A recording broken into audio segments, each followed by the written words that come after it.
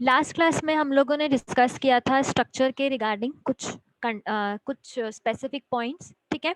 Initialisation कैसे किया जाए ये कंसेप्ट हमने स्टार्ट किए थे। अब आज अगर हम आगे कंटिन्यू करें तो बेसिकली आज की क्लास में स्ट्रक्चर टॉपिक ओवर हो जाएगा, यूनियन भी ओवर हो जाएगा मोस्ट प्रोबेबली, और फिर हम स्टार्ट करेंगे C++ का ऑब्जेक्ट ओरिएंटेड का कंसेप्ट, ठीक है। तो स्टार्ट कर रही हूँ मैं स्ट्रक्चर।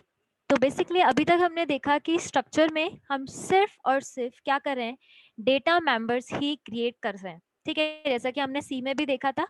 अब C++ में अभी जो एग्जैक्टली स्ट्रक्चर में नया कंसेप्ट है वो ये है कि हम स्ट्रक्चर के अंदर भी फंक्शंस को क्या कर सकते हैं, क्रिएट कर सकते हैं। ये C++ में नया है, ठीक है। तो अगर हम स्ट्रक्चर के अंदर फंक्शंस को क्रिएट करें तो समझने वाली बात सिर्फ इतनी सी है कि हम विदाउट एनी डॉट ऑपरेटर हम क्या कर सकते हैं, डेटा मेंबर्स को एक्सेस कर सकते हैं।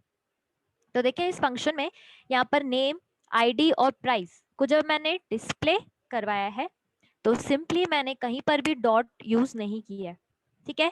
इसका रीजन ये है कि विद इन अ स्ट्रक्चर हम मेंबर्स को यूज कर सकते हैं, लेकिन अगर हम स्ट्रक्चर के बाहर यूज करना चाहें इन मेंबर्स को तो we have to use member access operator, that is dot, ठीक है। तो इस केस में मैंने यहाँ पर क्या किया है, एक स्ट्रक्चर बनाकर देन उसको यूज करने के लिए उसका एक वेरिएबल क्रिएट किया है B1 नाम का, ठीक है, बुक नाम की स्ट्रक्चर है। और इसमें सारे डेटा मेंबर्स में हमने क्या किया है, इनपुट लिया है। तो आईडी का, नेम का और देन प्राइस, तीनों का इनपुट लिया है। मैं यहाँ पर वापस रिपीट नहीं कर रही हूँ कि सिंक फंक्शन कैसे काम करेगा, क्योंकि हमें पता है नंबर के बाद अगर स्ट्रिंग का इनपुट लेते हैं तो डेफिनेटली कीबोर्ड के बफर को क्लियर करना होता है, तो इसलिए ये फंक्शन हमने यहाँ पर प्लेस किया, ठीक है। इन तीनों का इनपुट लेने के बाद मैंने क्या किया है, सिंपली स्ट्रक्चर को डिस्प्ले करवाया है।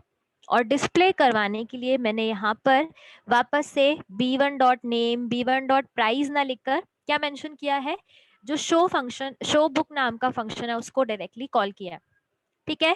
तो अब ये पर्टिकुलर फंक्शन b1 नाम के वेरिएबल के साथ कॉल हुआ है, ठीक है। तो इस वेरिएबल में जो सिंपली वैल्यूज हैं, यानी कि आईडी, नेम और जो हमारे पास में प्राइस है उसमें जो वैल्यूज हैं वही क्या होंगी, इस फंक्शन के थ्रू हम डिस्प्ले करवा रहे हैं, ठीक है। तो इसके अकॉर्डिंग अगर मैं बात करूं आउटपुट की तो देखें B1 के कंटेंट जो है वो नेम, आईडी और प्राइस वो हमें विजिबल हो जाएंगे, ठीक है। यहाँ तक आप लोगों को कोई भी कंफ्यूजन है तो आप पूछ सकते हैं। ऐसा ही कुछ कंसेप्ट जो मैंने अभी आपको एक्सप्लेन किया हम वापस चल के ऑब्जेक्ट ओरिएंटेड में डिस्कस करने वाले हैं, लेकिन वहां पे इस कंसेप्ट का नाम चेंज हो जाएगा, बाकी तरीका और इम्प्लीमेंटेशन कुछ ऐसा ही रहने वाला है।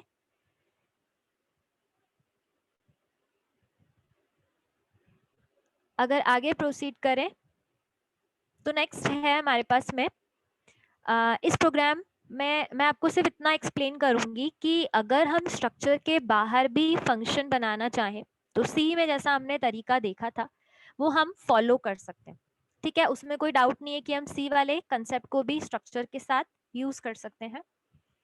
मैंने यहाँ पर क्या किया है, अगेन इस प्रीवियस एग्जाम्पल को एज इट इज पुट किया है, बट इस पर्टिकुलर प्रोग्राम में मैंने एक्सेप्ट बुक नाम का एक फंक्शन बनाया है और इनपुट लेने का काम इंस्टेड ऑफ मेन मैंने इस फंक्शन में किया है, ठीक है। प्लस इस फंक्शन को जब मैंने कॉल किया है, ठीक है, तो देखें फंक्शन में हमने सिंपली वैल्यूज का इनपुट लिया है एक ऑब्जेक्ट बनाकर और उसमें इन डेटा मेंबर्स की वैल्यू में इनपुट लिया, ठीक है। अब समझने वाली बात जो है इस पर्टिकुलर प्रोग्राम में वो इतनी ही है कि अगर हम बात करें इस फंक्शन के कॉलिंग की तो क्योंकि ये फंक्शन स्ट्रक्चर का पार्ट नहीं है तो डेफिनेटली कॉल करते टाइम हमें यहाँ पर उस पर्टिकुलर क्लास, सॉरी उस पर्टिकुलर स्ट्रक्चर का जब हम वेरिएबल क्रिएट करेंगे तो उसके साथ डॉट लगाने की जरूरत नहीं पड़ेगी। क्यों? क्योंकि ये पर्टिकुलर फंक्शन इस स्ट्रक्चर का पार्ट नहीं है, ठीक है। मैंने मेन फंक्शन के पहले इस फंक्शन को क्रिएट किया है, लेकिन मैं इस पर्टिकुलर फंक्शन में स्ट्रक्चर को यूज जरूर कर सकते हो, ठीक है। तो देखिए मैंने जब यहाँ पर एक्सेप्ट बुक फंक्शन में बी वेरिएबल को पास किया जो कि बुक स्ट्रक्चर का वेरिएबल है, ठीक है, तो मैंने पास करते टाइम यहाँ पर हमने एग्जैक्टली तीन मेथड डिस्कस किए थे, पास बाय रेफरेंस, ठीक है, जिसको कि हम कॉल बाय रेफरेंस भी कहते हैं, ठीक है, पास बाय वैल्यू और पास बाय एड्रेस। तो मैंने यहाँ पर पास बाय एड्रेस मेथड को यूज किया है और जब वैल्यू को कैच किया है तो देखिए यहाँ पर कौन सा वेरिएबल यूज किया है, B2 जो वेरिएबल मैंने यहाँ पे वापस से क्रिएट किया है उसमें हमने आगे एड्रेस ऑफ ऑपरेटर लगा दिया, दैट मींस ये बात हो रही है रेफरेंस की, ठीक है।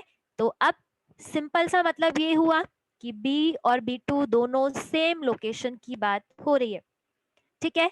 इस लोकेशन पे हम सिर्फ B2 को यूज कर सकते हैं और इस लोकेशन पर हम B को यूज कर सकते हैं। बाकी इस प्रोग्राम में कुछ भी नया नहीं है, जैसा हमने रेफरेंस पहले देखा था वैसे ही यहाँ पर सेम है। तो मैं अगर इनपुट लूंगी तो एग्जैक्टली इस लोकेशन पर अलग अलग वैल्यूज का इनपुट लिया जाएगा। लेट्स से कि नेम, आईडी और प्राइस का इनपुट लिया तो वो इनपुट इस लोकेशन पर लिया जाएगा, ठीक है। और इसके बाद अब क्योंकि मैंने ये बताया कि ये जब फंक्शन कॉल हो रहा होगा तो B2 वेरिएबल में इस वेरिएबल का एग्जैक्टली क्या असाइन होगा, reference, not exactly the address, reference store होगा, ठीक है। दोनों लोकेशन सेम है, रेफरेंस वेरिएबल का वापस से यहाँ पर हम यूज देख रहे हैं। तो जब हम कंटेंट्स को डिस्प्ले करवाएंगे तो उस केस में जब मैं शो बुक फंक्शन को कॉल करूंगी, ठीक है, मैंने किसके साथ कॉल किया, बी वेरिएबल के साथ में। अगेन शो बुक क्योंकि स्ट्रक्चर का पार्ट है तो हमें यहाँ पे डॉट लगाना पड़ेगा और फंक्शन को कॉल करना पड़ेगा, ठीक है। तो at the time of calling अगर मैं इस फंक्शन का यूज करके वैल्यूज को डिस्प्ले करवाऊंगी तो देखें होगा क्या, ये सारी वैल्यूज यहाँ पर कहाँ डिस्प्ले हो जाएगी, इस ब्लॉक में जितनी भी वैल्यूज थी, ठीक है। अभी तक हम ब्लॉक में देखते थे कि एक ही वैल्यू होती थी, एक वेरिएबल एक वैल्यू, लेकिन यहाँ पर क्योंकि कलेक्शन है हमारे पास में स्ट्रक्चर, तो इस कलेक्शन में अलग अलग डेटा टाइप्स की वैल्यू है, ठीक है। इस ब्लॉक का भी कुछ ना कुछ एड्रेस होगा जैसे कि वेरिएबल का होता है, हमें पता ही है, ठीक है। तो इसके अकॉर्डिंग जो आंसर है ये डिस्प्ले हमें यहाँ पर हो जाएगा। अगर आगे प्रोसीड करें, आई होप कि ये कंसेप्ट आप लोगों को क्लियर होगा कि किस तरीके से इनपुट लिया गया और कैसे बाय रेफरेंस हम यूज कर सकते हैं, ठीक है। अब टाइप डेफ के रिगार्डिंग आप लोगों ने क्वेश्चन पूछा था, तो ये एग्जांपल उसी के रिगार्डिंग है, प्लस हम चाहें तो फंक्शन से भी स्ट्रक्चर को रिटर्न करवा सकते हैं, ठीक है। अब इस एग्जाम्पल में दो कंसेप्ट हैं, दोनों को हमें समझना होगा। अगेन टाइप डेफ आप सी में भी पढ़ चुके हैं। तो अगर मैं बात करूं टाइप डेफ की, तो देखिए टाइप डेफ हम क्यों यूज करते हैं, जब हमें किसी स्पेसिफिक वेरिएबल का या मैं यूं कहूं कि डेटा टाइप का एलियास नेम देना है, ठीक है, तो हम यूज कर सकते हैं टाइप डेफ। इस केस में ये सेम कंसेप्ट हम आगे एक और टॉपिक जब डिस्कस करेंगे क्लासेस तो भी हम वहां पर भी इसको यूज कर सकते हैं, ठीक है। तो अभी हम देख रहे हैं स्ट्रक्चर के साथ में, तो अगर मुझे इस कैलकुलेशन नाम की स्ट्रक्चर को क्या करना है, एक एलियास नेम देना है, ठीक है, या मैं यूं कहूं कि उसको रीनेम करना है, उसका एक नया नाम देना है, ऑल्टरनेटिव देना है, नाम सॉरी ऑल्टरनेटिव नाम देना है, तो we can use typedef, ठीक है। टाइप डेफ सबसे पहले डिक्लेरेशन के time you have to mention there, ठीक है। अब होगा क्या, जब हमने यहाँ पर टाइप डेफ के थ्रू स्ट्रक्चर को एक नाम देना है तो नेम हमें डिक्लेरेशन के टाइम यहाँ पर देना होगा। अब इस स्ट्रक्चर को हम दो नेम से क्या कर सकते हैं, एक्सेस कर सकते हैं, या तो हम कैल्क यूज कर लें या हम यहाँ पे कैलकुलेशन वर्ड जो मैंने दिया था ओरिजिनल नेम वो भी यूज कर सकते हैं, दोनों मेथड वैलिड है। तो इसी के साथ अगर मैं मेन में कैल्क के वेरिएबल को भी क्रिएट कैल्क नाम से मतलब कैल्क नाम से स्ट्रक्चर को यूज करूंगी तो भी वैलिड है, ठीक है। या फिर कैलकुलेशन नाम से वेरिएबल अगर क्रिएट करूंगी तो वो भी वैलिड है। यूज किया और A1 और A2 ये दो वेरिएबल्स मैंने यहाँ पे क्रिएट किए, ठीक है। अब मैंने अभी तक आपको समझाया कि हम फंक्शन से सिंपली इंटीजर या कोई भी प्रिमिटिव डेटा टाइप की वैल्यू को रिटर्न कर सकते हैं, लेकिन इस स्ट्रक्चर में मैंने क्या रिटर्न किया है, अगेन एक स्ट्रक्चर को ही पूरा का पूरा रिटर्न कर दिया। तो जब स्ट्रक्चर रिटर्न होगी तो पूरा का पूरा ब्लॉक रिटर्न होगा। कैसे, क्या बोला मैंने, मैं एक्सप्लेन करती हूँ। तो देखिए मैंने सबसे पहले A1 जो वेरिएबल यहाँ पे क्रिएट किया है स्ट्रक्चर का, उसके साथ में शो फंक्शन को कॉल किया है और 50 और 30 वैल्यू पास की है। तो अब देखें पास करते टाइम जब ये शो फंक्शन कॉल होगा, ठीक है, जब हमने कॉल किया तो एग्जैक्टली A और B दोनों वैल्यूज यहाँ पर असाइन हो जाएगी। अब देखें इस फंक्शन को थोड़ा सा समझने की जरूरत हमें है कि मैंने इस फंक्शन का जो रिटर्न टाइप है वो क्या किया है, जिस नाम से स्ट्रक्चर बनाया है वही यूज किया है।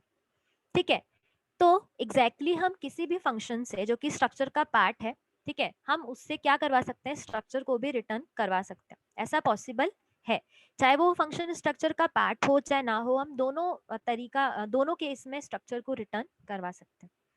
तो मैंने स्ट्रक्चर को रिटर्न करवाने के लिए क्या किया है, इस पर्टिकुलर फंक्शन में सबसे पहले वापस से इसी स्ट्रक्चर का एक और वेरिएबल क्रिएट कर दिया। ठीक है, और इस पर्टिकुलर स्ट्रक्चर वेरिएबल सी के सम में और डिफरेंस में मैंने इन दोनों वैल्यूज का क्या कर दिया, एडिशन और डिफरेंस असाइन कर दिया। ठीक है, अब सिर्फ असाइनमेंट ही यहाँ पे सफिशिएंट नहीं है, मुझे क्या करवाना है, स्ट्रक्चर को रिटर्न करवाना है। ये स्ट्रक्चर सी नाम से जो है, ये यहाँ पर ये ब्लॉक बना है हमारे पास में, अगेन इसका भी कोई ना कोई नाम होगा, है तो एक वेरिएबल ही ना। वेरिएबल किस तरह का है, स्ट्रक्चर टाइप का है। तो अब मैंने क्या किया, रिटर्न सी करवाया। ठीक है, तो एग्जैक्टली ये पूरा का पूरा ब्लॉक जो है उसकी वैल्यूज यानी कि पूरा का पूरा ब्लॉक हम कह सकते हैं रिटर्न होगा। ठीक है, तो इस ब्लॉक में हमारे पास में दो मेंबर्स की वैल्यूज हैं, सम और डिफरेंस। तो जब ये यहाँ पर रिटर्न होगा, ठीक है, जब हम इंटीजर वैल्यू रिटर्न करवाते हैं तो हमें पता है कि जब उसको फेच किया जाए, ठीक है, तो फेच करते टाइम या तो इंटीजर में असाइन कर दे या फिर किस में असाइन करेंगे, या हम डायरेक्टली प्रिंट भी करवा सकते हैं। तो मैंने यहाँ पे क्या किया है, क्योंकि रिटर्न करवाया है स्ट्रक्चर को, तो मैंने इसके कैचिंग एंड पर यानी कि जहां से ये फंक्शन कॉल हुआ था, ठीक है, वहां पर जब प्रोग्राम का कंट्रोल वापस से जाएगा, ठीक है, तो देखिए मैंने इस स्टेटमेंट को A2 क्या है, अगेन स्ट्रक्चर का एक और वेरिएबल, तो उसमें असाइन कर दिया। तो अब क्या होगा इस केस में, अब अगर मैं बात करूं तो A2 जो हमारे पास में अगेन एक स्ट्रक्चर का वेरिएबल है, ठीक है, उसके लिए रैम में वापस से एक ब्लॉक बनेगा और उस ब्लॉक के सम और डिफरेंस में वापस से 80 और 20, ये ही क्यों असाइन होगा, 80 और 20 असाइन हो जाएगा, क्यों, क्योंकि एग्जैक्टली ये ब्लॉक रिटर्न होके इसमें असाइन हुआ था। तो जब ब्लॉक रिटर्न होगा तो ब्लॉक के जितने भी मेंबर्स हैं उनकी वैल्यू सबसे पहले इस ब्लॉक के फर्स्ट मेंबर में असाइन होगी। ठीक है, देन ब्लॉक के सेकंड मेंबर की वैल्यू यानी कि डिफरेंस की वैल्यू यहाँ पे 20 थी, तो 20 यहाँ पर असाइन हो जाएगी। तो मेंबर बाय मेंबर क्या होगा, यहाँ पर वैल्यूज कॉपी होंगी। और इसी के साथ मैं जब A2 वेरिएबल को यहाँ पर क्या करूंगी, डिस्प्ले करवाऊंगी, तो देखें सम और डिफरेंस ये दोनों यहाँ पर इस ब्लॉक की जो वैल्यूज थी वो डिस्प्ले हो जाएंगी। ठीक है, तो ये रहेगा कि स्ट्रक्चर कैसे यूज करना है और उसके साथ में क्या क्या मेथड्स, हम क्या क्या तरीके हम यूज कर सकते हैं। अब इसी के साथ, इसी एग्जाम्पल के साथ स्ट्रक्चर टॉपिक ओवर होता है। ठीक है, अब अगर कोई डाउट है तो पूछ लीजिए, अदरवाइज हम C++ का एंडिंग टॉपिक स्टार्ट कर रहे हैं, दैट इज यूनियन। इसका सिर्फ एक एग्जाम्पल करवाने वाली हूँ मैं यहाँ पर। यूनियन का कंसेप्ट यूनियन और स्ट्रक्चर का सेम ही है, लेकिन दोनों में एग्जैक्टली क्यों क्या डिफरेंस है वो हम अभी समझेंगे। तो स्टार्ट करने से पहले किसी को कोई डाउट है तो आप पूछ लीजिए।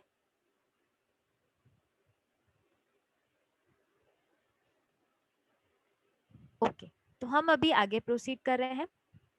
बेसिकली अगर मैं यूनियन के इन स्टेटमेंट्स की बात करूं या यूनियन का एग्जैक्टली मतलब आपको समझाऊं, तो again user defined data type create करने के लिए we can use structure and union.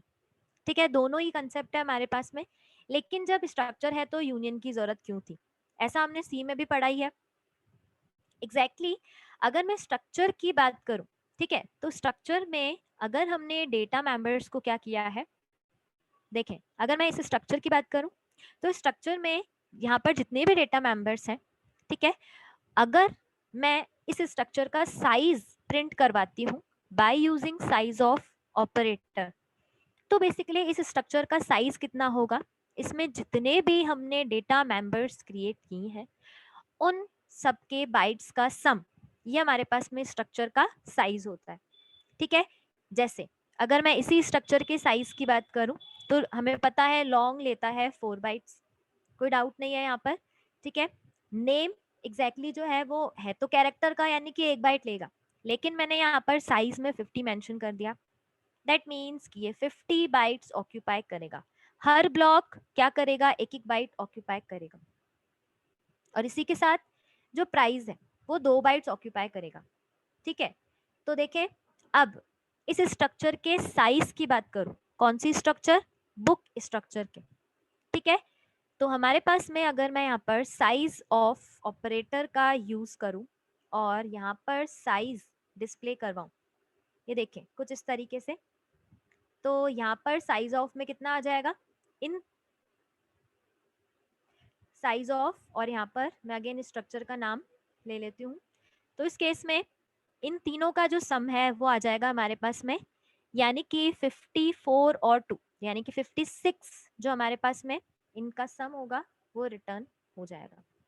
ठीक है, अब बात करें अगेन वापस से यूनियन की, तो यूनियन का कंसेप्ट बिल्कुल सी जैसा ही है। जो हमने यूनियन डिक्लेयर किया है उसके अगर हम साइज की बात करें तो उसमें जो सबसे बड़ा डेटा टाइप का वेरिएबल होगा वही साइज होगी उस यूनियन की। बस इतना ही यूनियन में समझने वाली बात थी, दैट्स इट। तो इस केस में लॉन्ग इन दोनों में से बड़ा डेटा टाइप है, तो यहाँ पे यूनियन, इस एम्प्लॉय नाम के यूनियन की साइज हो जाएगी कितनी, 4 बाइट्स, दैट्स इट। ठीक है, एक एग्जाम्पल से अगर हम समझें तो देखते हैं, यहाँ पर मैंने एक यूनियन बनाया है UN1 के नाम से। अगेन इंटीजर, कैरेक्टर और लॉन्ग, 3 डेटा मेंबर्स को मैंने यहाँ पे क्रिएट किया है, प्लस फंक्शन भी मैंने यहाँ पे क्रिएट किया है। ठीक है, अब अगर इस पर्टिकुलर यूनियन को यूज करने की बात करें तो देखें मैंने मेन से क्या किया है, इस यूनियन का एक वेरिएबल क्रिएट किया है। ठीक है, क्रिएट करने के बाद हमें पता है कि हम डेटा मेंबर्स को और फंक्शन को डेफिनेटली यूज कर सकते हैं, तो मैंने यहाँ पर A, S और C इन तीनों वेरिएबल्स को यहाँ पर क्या किया है, वैल्यू असाइन किया। तो A में मैंने वैल्यू असाइन कर दी 20, और अगर डिस्प्ले करवाएंगे तो हमें पता है रिजल्ट यहाँ पर आ जाएगा 20। इसके अलावा स्ट्रिंग है, कैरेक्टर एरे है, तो हमें पता है कि या तो डिक्लेरेशन के टाइम हम असाइन कर सकते हैं या फिर str कॉपी फंक्शन यूज कर सकते हैं अगर हमें बाद में असाइन करना है तो मैंने यहाँ पे अजमेर इंडिया असाइन कर दिया, और मैं जब डिस्प्ले करवाऊंगी, ठीक है, वैल्यू असाइन करने के साथ ही मैं अगर डिस्प्ले करवा रही हूँ तो प्रॉपरली यहाँ पर काम हो रहा है, अजमेर इंडिया यहाँ पर डिस्प्ले हो जाएगा। ऐसे ही अगर हम लॉन्ग वेरिएबल जो था हमारे पास में C नाम का, ठीक है, तो अगर मैं इसमें 150 वैल्यू असाइन करूंगी तो सिंपली यहाँ पर डिस्प्ले करवाने पर 150 रिजल्ट हमें डिस्प्ले हो जाएगा। अब यहाँ तक तो सारे कंसेप्ट सेम ही है, हमारे पास में कुछ नया नहीं है, लेकिन अगर मैं बात करूं कि मैं अगर u1.show फंक्शन कॉल करूं और उस केस में मैं अगर यहाँ पर क्या करूं, शो फंक्शन के साथ इन मेंबर्स की वैल्यू को डिस्प्ले करवाऊं, तो देखें हमने वेरिएबल में असाइनमेंट किया था, या जिस तरह क्या हो जाएगी इंटीजर, यहाँ पर जो इंटीजर वेरिएबल, तो देखें जब मैं यहाँ वेरिएबल हो चाहे वो इंटीजर वेरिएबल हो, दोनों के केस में रिजल्ट यहाँ पर 150 असाइन हो गया। सेम ऐसा आप लोगों ने सी में भी देखा था, कुछ नया नहीं बताया मैंने। और इस केस में अगर मैं बात करूं एस वेरिएबल की वैल्यू, तो वो यहाँ पर एम्प्टी भी हमें शो हो सकती है या गार्बेज शो होगी। ठीक है, क्योंकि 150 कभी भी 150 एक न्यूमेरिक वैल्यू है, वो न्यूमेरिक वैल्यू स्ट्रिंग में असाइन नहीं हो सकती है। ठीक है, तो इसीलिए यहाँ पे रिजल्ट में हमें ये वैल्यू शो होंगी। तो दैट्स इट फॉर यूनियन। ठीक है, अब अगेन यहाँ तक सी का जो कंसेप्ट था, सी प्लस प्लस में हम जो पढ़ रहे थे, वो ओवर होता है। कुछ डाउट रह गया हो तो आप लोग आज इसको देख लीजिएगा, कल आप परसों नेक्स्ट क्लास है जब, तब भी पूछ सकते हैं, या अभी कोई डाउट हो तो आप पूछ सकते हैं।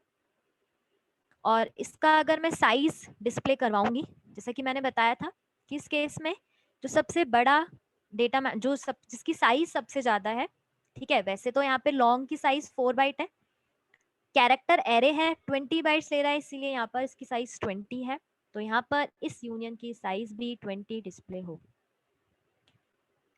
ठीक है, तो इसी के साथ यूनियन ओवर होता है। अब हम C++ का जो मेन टॉपिक है, मैंने कुछ असाइनमेंट्स भी यहाँ पर प्लेस किया, लेकिन असाइनमेंट हम नेक्स्ट क्लास में देख लेंगे। अभी पहले हम स्टार्ट कर रहे हैं ऑब्जेक्ट ओरिएंटेड का कंसेप्ट, कि वो कैसे काम करता है। स्टार्ट कर रही हूँ मैं ऑब्जेक्ट ओरिएंटेड का कंसेप्ट। देखें, अगर मैं बात करूं क्लासेस एंड ऑब्जेक्ट की, तो हमने देखा था पहले भी इसके बारे में एक दो कंसेप्ट को हमने डिस्कस किया था, लेकिन वहां पे शायद बहुत सारे डाउट्स थे, ये टॉपिक क्लियर नहीं हुआ था। ठीक है, जावा में इस टॉपिक को आप ऑलरेडी पढ़ रहे हैं या शायद पढ़ लिया हो, आई डोंट नो, बट ऐसा आपने कुछ पढ़ा होगा। तो ऑब्जेक्ट ओरिएंटेड प्रोग्रामिंग का जो बेस कंसेप्ट है वो होता है क्लासेस एंड ऑब्जेक्ट। एग्जैक्टली अगर मैं इस कंसेप्ट की बात करूं, तो जैसा हमने स्ट्रक्चर पढ़ा था, जहां पर हम डेटा मेंबर्स और फंक्शंस भी क्रिएट कर सकते हैं, सेम विथ क्लासेस। ठीक है, तो क्लासेस हमारे पास में again user defined data type को क्रिएट करने का एक तरीका है, जहां पर we can bind data members और मेंबर मेथड्स। ठीक है, इन दोनों को हम क्या कर सकते हैं, बाइंड कर सकते हैं, जिसका कि नाम क्या होगा, क्लास। ठीक है, और अगर मैं क्लासेस को यूज करना चाहती हूँ, तो क्लासेस को यूज करने के लिए हमें यहाँ पर क्या करने पड़ेंगे, सिंपली जैसे डेटा टाइप हमारे पास में इंटीजर है, तो इंटीजर डेटा टाइप को यूज करने के लिए हमें उसके वेरिएबल्स क्रिएट करने पड़ते हैं। वैसा ही क्लासेस अगर हम क्रिएट कर रहे हैं, तो उसको यूज करने के लिए हमें ऑब्जेक्ट्स क्रिएट करने होंगे।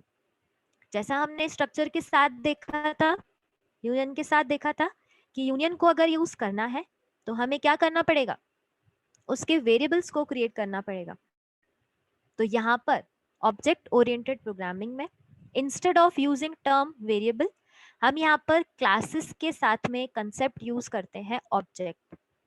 ठीक है, एक रियल लाइफ का एग्जांपल देखें, तो देखें सिंपली कार की अगर हम बात करें, तो देखें एक क्लास अगर हम बात करें कार की, ठीक है, तो हर एक क्लास में कुछ ना कुछ डेटा मेंबर्स और कुछ ना कुछ मेंबर्स हो सकते हैं। तो देखिए, समझाने के तौर पर मैंने जैसे कि पहले भी एग्जाम्पल एक्सप्लेन किया था कि क्लास हमारे पास में क्या है, एक लॉजिकल एंटिटी, ठीक है, जिसको कि हम इस तरह से ड्रॉ करेंगे, और यूज करने के लिए हमें ऑब्जेक्ट बनाने हैं। लेकिन क्लास के अंदर अगर क्लास के कंटेंट की बात करूं, तो उसमें डेटा मेंबर्स भी रहेंगे और कुछ मेथड्स भी रहेंगे। ठीक है, तो डेटा मेंबर्स को हम सिंपल लैंग्वेज में कह सकते हैं प्रॉपर्टीज, जो कि चेंज हो सकती हैं, और बिहेवियर जिसको कि हम कहें वो कहलाएगा फंक्शनैलिटी। जैसे कार के केस में म्यूजिक सिस्टम हो गया, ब्रेकिंग सिस्टम हो गया, तो ये सारी उसकी फंक्शनैलिटी है कि क्या क्या काम हो रहा है। ठीक है, सिंपल एक और एग्जाम्पल है, तो जैसे मोबाइल फोन्स, ये एग्जाम्पल सेम मैंने पहले भी डिस्कस किया था।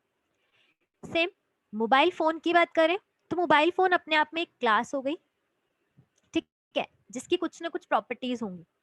लेकिन ये अगर हम रियल लाइफ से कनेक्ट करके रखें, रियल लाइफ से इसको जोड़कर अगर समझें, तो सिर्फ एक मोबाइल फोन की अगर हम बात करें, तो हम एक रेक्टेंगुलर शेप की बात करें। लेकिन जब तक मैं ये नहीं बताती कि वो मोबाइल फोन कौन सी कंपनी का है, तब तक उसका कोई भी मीनिंग नहीं रह जाता। सेम विद दिस, कि मोबाइल फोन्स तो हमारे पास में एक क्लास हो गई, लेकिन यूज करने के लिए हमें ऑब्जेक्ट्स बनाने जरूरी है। तो यहाँ पर जैसे मोबाइल फोन्स के ऑब्जेक्ट्स की बात करें, तो गैलेक्सी हो गया, लूमिया हो गया, आईफोन हो गया, रियलमी हो गया, ऐसे ही बहुत सारे सैमसंग के फोन्स हैं। ठीक है, तो अगेन इसके साथ भी हर एक क्लास के साथ में हमें कुछ प्रॉपर्टीज और मेथड्स भी मिलते हैं। तो जब वो मेथड्स और प्रॉपर्टीज क्लास का पार्ट है, तो यूज करने के लिए हमें ऑब्जेक्ट्स बनाना है, तो इनडायरेक्टली हम ऑब्जेक्ट के साथ में भी क्या यूज कर सकते हैं, इन प्रॉपर्टीज और मेथड्स को, जैसा कि हमने सेम स्ट्रक्चर में भी समझा था। ठीक है, हमने स्ट्रक्चर में देखा था, यूनियन में भी देखा था कि अगर हमें यूनियन को यूज करना है तो we have to create variables, और वेरिएबल के साथ में हम यूनियन के डेटा मेंबर्स को डॉट लगाकर एक्सेस कर सकते हैं। सेम ऑब्जेक्ट्स के साथ में भी यही कंसेप्ट फॉलो होता है। ठीक है, तो ये बात हो गई क्लास और सिंपल ऑब्जेक्ट्स की। ठीक है, एक और टर्म अगर हम क्लास के लिए बोलें तो बेसिकली क्लास हमारे पास में क्या हो गया, एक ब्लूप्रिंट। जैसे कि अगर हम कोई कॉपी में मॉडल ड्रॉ करें घर का, तो उसको हम कह सकते हैं वो एक क्लास है, लेकिन रियल में जो घर है वो कहलाएगा ऑब्जेक्ट, जो उसका रियल इम्प्लीमेंटेशन होगा वो कहलाएगा ऑब्जेक्ट। ठीक है, आगे अगर कंटिन्यू करें तो सिंपली इसका इंटरनल जो रिप्रेजेंटेशन होगा, यस, इस पे प्रोसीड करने से पहले यहाँ तक कोई डाउट हो तो आप पूछ लीजिए।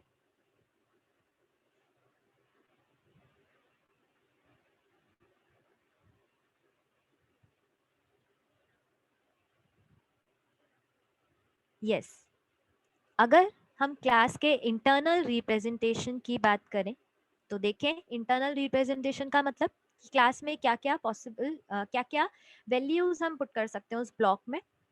ठीक है, तो देखें डेटा मेंबर्स और मेंबर मेथड्स जो कि क्लास का ही पार्ट होंगे, और इनको यूज करने के लिए we have to create object of the class. कितने भी ऑब्जेक्ट्स बना सकते हैं, सेम हमारे पास में मोबाइल फोन्स भी वर्ल्ड में कितने भी पॉसिबल हो सकते हैं, तो लेकिन उनका एक बार क्या किया जाएगा, डिजाइन डिफाइन किया जाएगा।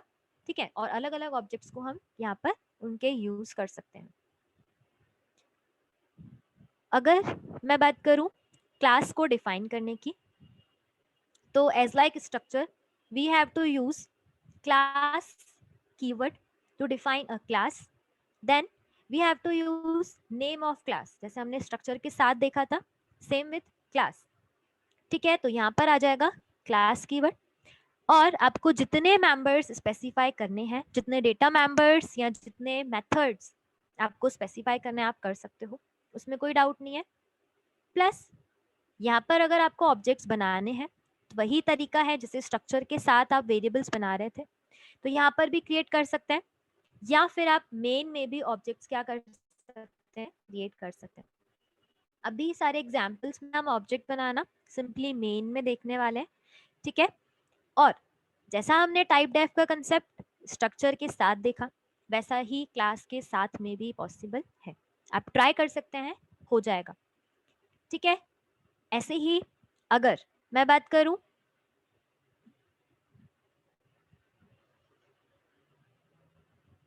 क्लास के डेटा मेंबर्स की, जैसे कि मैंने अभी आपको इंटरनल रिप्रेजेंटेशन बताया कि डेटा मेंबर्स भी होते हैं क्लास में और मेंबर मेथड्स भी।